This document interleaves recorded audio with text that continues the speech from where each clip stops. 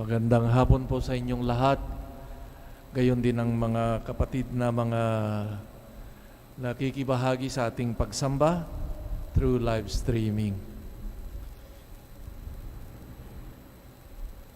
Isa sa mga paborito na subject ng mga painters ay itong event we call traditionally as the Transfiguration of the Lord.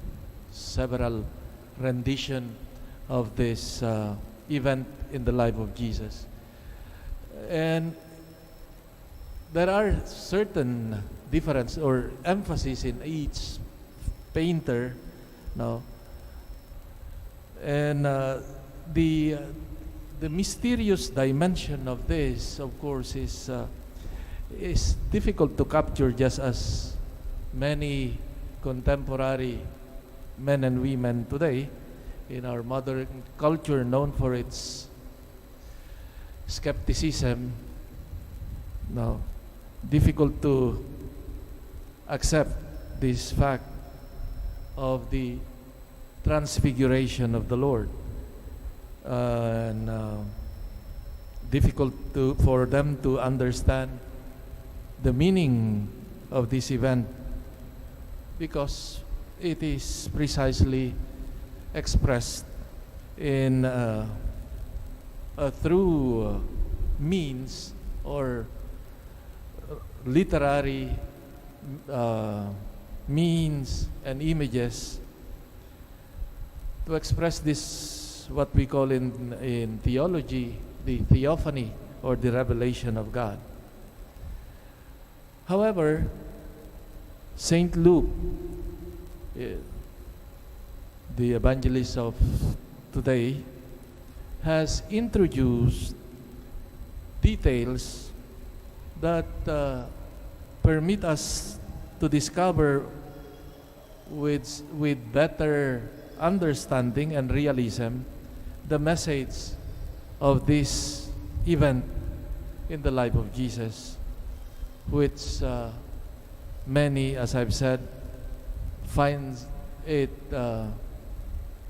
strange and improbable.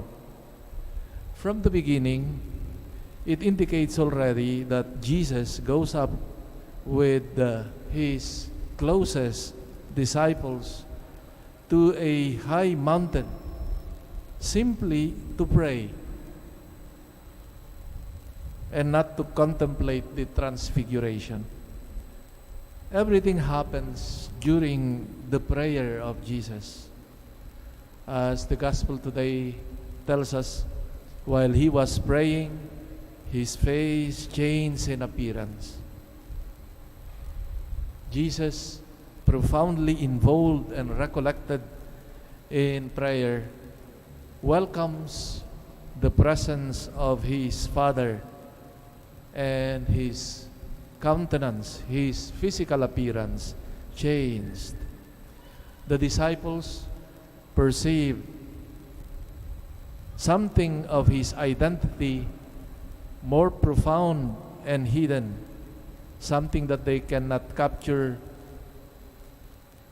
in their ordinary dealing with him in daily life. And this is the first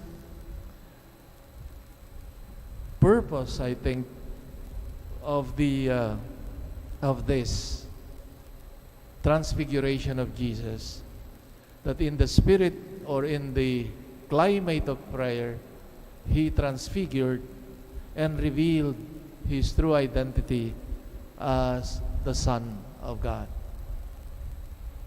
as God himself. In the life of Jesus' followers, there is no shortage of moments of clarity or certainty or of joy and light. We don't know what happened really on top of the mountain, but we know that in prayer and in silence, it is possible to have a glimpse from faith, of course, something of the hidden identity of Jesus. This prayer is the source of a knowledge that cannot be obtained from books. And this is listening to testimonies of Christians, how their life of prayer has enabled them to understand the will of God, difficult as it is to accept, especially in moments of dryness, of darkness. Yet it is precisely in the spirit of prayer where people, where Christians receive the light. Maybe this is a great consolation for all of us who are human. Maybe we cannot, the transfiguration is properly to Jesus, and ultimately, maybe in the end, at the end of our life, in the parousia, where we will be transformed like He is, but for now, we share the precariousness of our bodiliness as human beings. Yet, as the gospel of today indicates, it is in the spirit of prayer, of communion and communication with His Father, that this experience of transformation, of transfiguration occurred. It is instructive also for us. It is important to realize also that it is in our communion in prayer, in communion and nearness of Christ, that there is change, a profound change in our life. Not in the physical appearance, but in our interiority, in our kalooban. So the journey of Lent, actually, as they say, is not a journey to something external, but rather it is a journey into my interiority. There we meet Christ. There we can listen to Him. There we can be transformed and transfigured. In a world where there is so much controversies about external things, appearances, the Lord is calling us today. No, the journey is to your heart, to our hearts. And like Jesus, we need also the help of an atmosphere of prayer and silence to listen to Jesus. As His practice, Jesus needed to go away to a deserted place to pray, to listen to His Father, to commune with His Father. Maybe this season of Lent is a time also not only to deprive ourselves just for the sake of depriving ourselves of things that we enjoy, but rather to help us remove the clutter and listen to God, to Christ. No?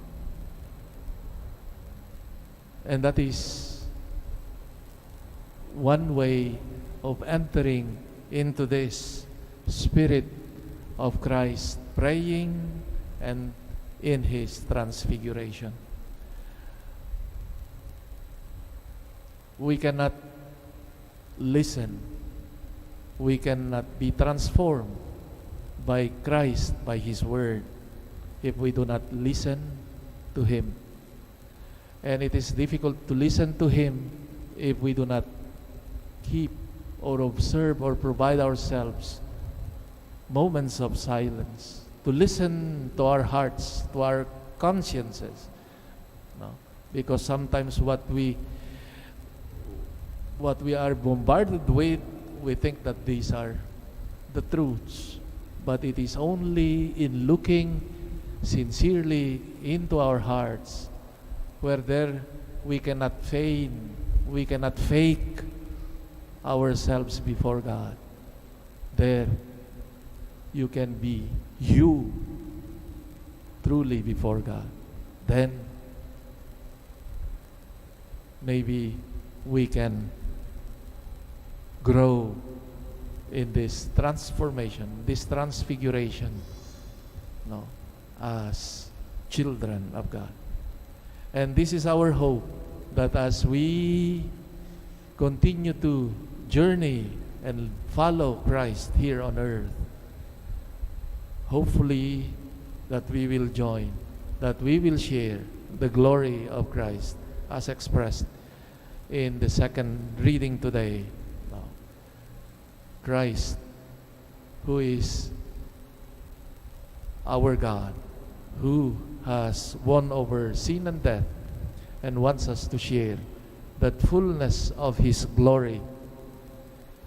And we start now this process, this transformation, this transfiguration of our hearts, of our consciences, of our interiority, by listening, by praying, communing with Christ.